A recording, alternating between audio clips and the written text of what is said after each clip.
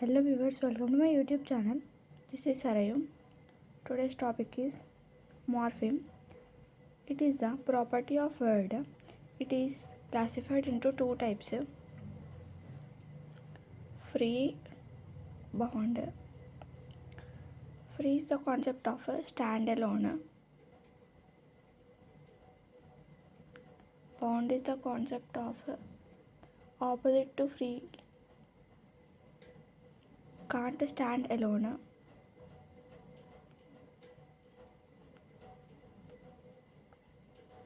It will depend on other. It will not depend on other.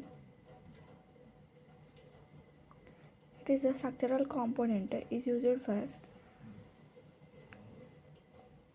adding. Morphemes undergo additional phonological and orthological changes. Phonological changes are a concept of phonemes. These are different words combining together known as morphemes. That concept is known as morphological concept. Orthographic changes are capitalizing, spelling, punctuations. These three together known as orthographic changes. This is a concept of morphemes.